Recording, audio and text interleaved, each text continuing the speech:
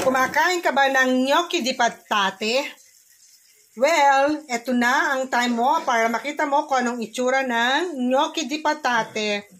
Gawa siya, of course, sa patatas. Ang sinahog ko lang dito is blue cheese plus butter. Ito ang tanghalian ngayon ni Fabio. Okay, konting halo-halo lang siya. Madali lang lutuin itong patatas. Siguro mga 2 minutes lang. Pag nag-boiled na yung tubig, ihulog mo na yung patatas. At pag umangat na siya, meaning to say, luto na. And then, ihulog mo na siya dun sa minelt mong blue cheese. Ganyan lang kadali lutuin ang gnocchi di patate. Kahit anong sauce, pwede mong lagyan. Pwede rin tomato sauce ang iyong toppings. Ito namang ginamit kong toppings or sauce is blue cheese. I hope nagustuhan nyo. Very simple. Salamat sa panonood. Bye! Ayan, naka-plating na yung pagkain ni Fabio. Ito ang kanyang lunch. Okay. At ito naman ang lunch ko, syempre, yung pinakita ko kanina. Seafood soup plus yung ating fish nuggets. Kumuha ako ng kaprasong blue cheese. Nasa ibabaw, o diba?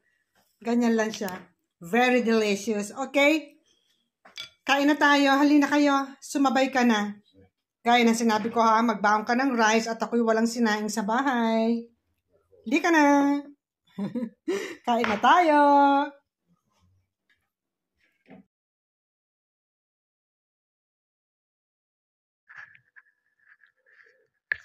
Ayan, dahan-dahan lang muna ang subo at medyo mainit pa ang ating okra. Pero masarap siya. Kasabihan nga ng mga matatanda, huwag daw dumaldal habang kumakain. Kaya ayan, medyo serious tayo dyan. Siyempre, ninanamnam ko ang lasa ng aking sinampalukang alupihan dagat. Meron akong hipon, kaya lang naka-frozen. Kaya ito munang ginamit ko, alupihan dagat. Masarap din pala siya, guys. Kaya itry nyong lutuin. Pag wala kayong maisabaw, ito ang gamitin nyo. Masarap din siya. Seafood soup. Yung sabaw pa lang talagang ulam na. Mapapa-underize ka sabaw pa lang.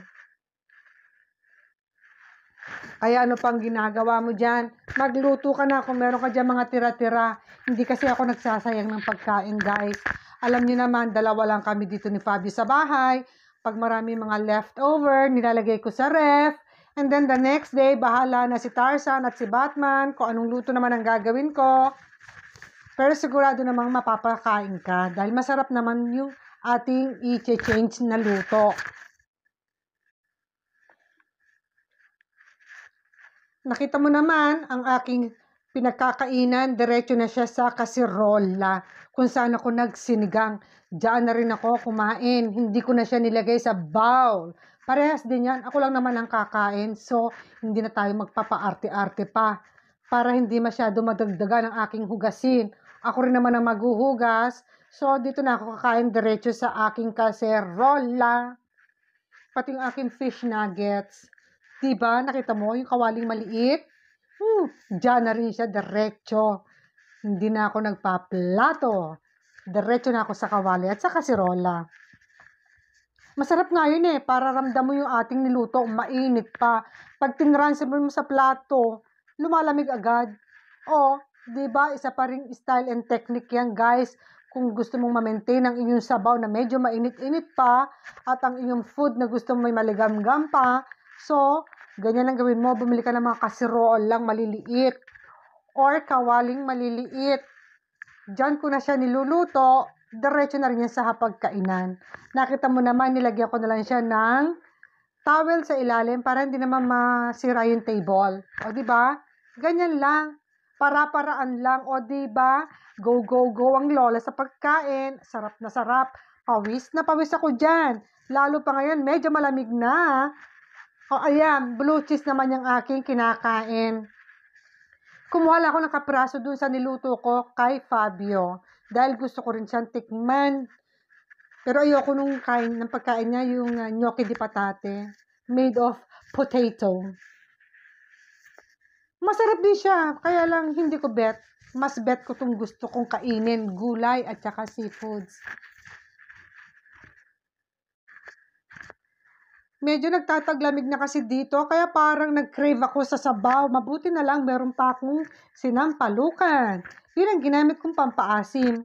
Ang sarap niya. Next week, baka magluto ulit tayo ng palabok. Meron pa kasi ako itong isang paketing palabok. Parang nagke-crave na naman tayo sa palabok. So guys, salamat sa panonood ninyo. Tuloy-tuloy lang ang kain ko dyan. Ngayon, kung gusto mong sumabay, gaya ng sinasabi ko palagi, hindi ako nagsasaing, magbaong ka ng kanin mo kung gusto mong makikain sa akin. Sabayan mo na lang ako. Yan nga, sabaw pa lang, busog ka na. Kaya kung sino dyan mga friends ko, just in case na mapupunta kayo sa akin sa Pilipinas, huwag niyo akong hanapan ng kanin dahil sa bahay ko walang bigas kahit sa Pilipinas. At huwag niyo akong obligahan, nakakain kami ng 3 beses ang araw, ha? Kakain kami kung kailan namin gusto. Ganun kami. Hindi kami katulad ng iba dyan, maya't maya ang kain. Marami kasi kayong pera. Kami walang pera. Kaya 1 beses o 2 beses lang kami kung kumain. Charot! Ganyan lang kami. Hindi kami palakain. Nasa oras naman ang kain. So guys, paano ba yan? Tuloy-tuloy ko lang ang kain. Napapasarap na naman ang aking sip-sip dito ng alupihan dagat. Tignan nyo naman, oh. Ang laman yan. Napaka-delicious. Napapahaba ng aking kadaldalan. O sige na, kita-kits na lang tayo sa susunod na video. Maraming salamat sa panonood. Hanggang dito na lang guys. Keep safe everyone and I love you all. Ciao, ciao!